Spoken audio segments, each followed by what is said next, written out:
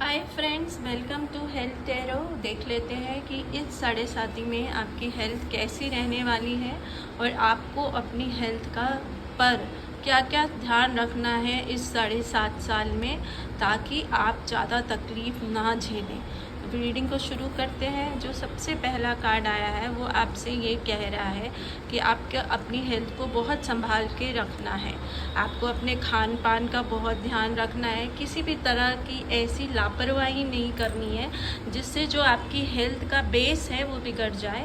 हर इंसान का अपना अपना हेल्थ होता है, अपनी अपनी कुछ हेल्थ हिस्ट्रीज़ होती है, कुछ फैमिली हिस्ट्री होती है। तो वो जो भी बीमारियां हैं जो आपके फैमिली में है या आपको है, आपकी हिस्ट्री में है, उनका बहुत ध्यान रखना है। वो कोई भी बीमारी आपको परेशान इस साल, इन 7.5 साल में कर सकती है। आपको कोशिश करना है कि आप अपनी हेल्थ को लेकर थोड़ा सा केयरफुल रहे, उसके बारे में लोगों से पूछते रहे। ऐसा भी हो सकता है कि आप जो रेगुलर चीज़ें अपनी हेल्थ को लेकर कर रहे थे, अब आपको उसको हेल्थ को मेंटेन करने के लिए आपको उसको चेंज करना पड़े। शायद कोई डॉक्टर चेंज करना पड़े, या वो शहर चेंज करना पड़े, या वो तरीका चेंज करना पड़े। आप अभी तक जिस भी तरह से अपने हेल्थ को मेंटेन करते थे, वो हेल्थ को मेंटेन करने का जो आपका तरीका है ना, पुराना है, या वो अब इफ़ेक्टिव नहीं है, या वो डॉक्टर अब आपके लिए वर्क नहीं कर पा रहे, तो आपको उसको चेंज करना पड़ेगा और एक नया तरीका, एक नया स्टाइल आपको, या कुछ नया एफर्ट्स डालना पड़ेगा। कोई नई मशीन यूज़ करनी पड़ सकती है, कोई नई मेडिसिन यूज़ करनी पड़ सकती है, कुछ भी चेंज हो सकता है जो इस 7.5 साल में आपको करना पड़ेगा। ऐसा हो सकता है फॉर एग्ज़ाम्पल कि अगर आप एलोपैथी ज़्यादा कर रहे थे अभी तक, तो आपको होम्योपैथी करना पड़े। चांसेस ज़्यादा होम्योपैथी के नज़र आ रहे हैं। आपकी बीमारी में ज़्यादा रिजल्ट्स जो है वो होम्योपैथी देंगे। पर मैं यहाँ आपको एक गाइडेंस देना चाहती हूँ कि होम्योपैथी और आयुर्वेद जब भी आप यूज़ करें, तो एलोपैथी में जो आपका मेडिसिन चल रही हैं वो तब तक बंद ना करें जब तक कि आपकी रिपोर्ट में चेंज आना शुरू नहीं हो जाए।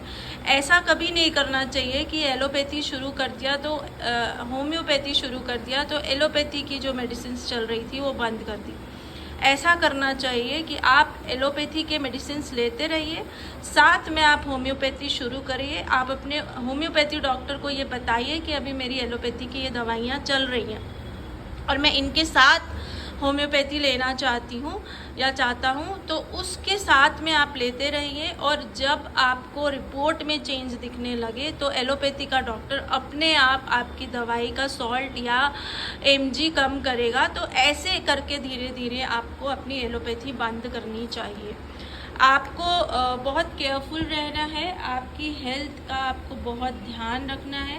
शायद आपके डॉक्टर या वेल विशर्स भी आपकी हेल्थ का बहुत केयर कर रहे हैं या बहुत ध्यान रख रहे हैं, या आपकी इस 7.5 में आपकी केयर करने वाले हैं, देखने वाले हैं। तो ये आपके लिए अच्छी बात है कि कुछ लोग होंगे जो आपकी 7.5 में आपकी हेल्थ का ध्यान रखेंगे, आपकी केयर करेंगे।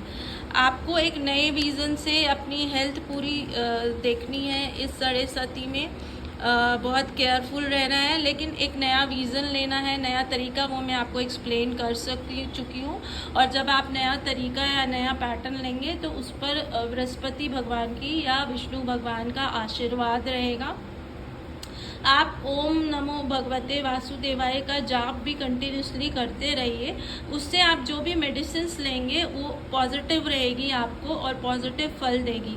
अगर पॉसिबल हो तो आपके घर में जो खाना बनता है उसका आप भोग लगाकर, लड्डू गोपाल रखते हैं तो लड्डू गोपाल को भोग लगाकर, और नहीं तो जो भी भगवान को आप मान रहे हैं उनको भोग लगाकर आप खाना खाना शुरू करेंगे। तो इस 7.5 में आपको खाने से रिलेटेड जो भी बीमारियां हो जा रही है उसमें आपको आराम मिल जाएगा और बाईपास मिल जाएगा। तो मान लीजिए कि आप 50-60% बीमारी तो आपने बाईपास कर दी। तो ये रीडिंग अगर आपके पास पहुंच रही है तो बस ये मान लीजिए कि भगवान आपकी हेल्प करना चाहते हैं। आपके कर्मा बहुत अच्छे हैं, तो आपकी कुंडली में जो भी हेल्थ इश्यूज आ रहे हैं वो उसको बाईपास करने के तरीके आप तक पहुंचा दिए हैं। तो अगर आप मेरी बात से कन्विंस है तो एनर्जी को ज़रूर क्लेम करिएगा, चैनल को शेयर सब्सक्राइब करिएगा और मिलते हैं अगली रीडिंग में।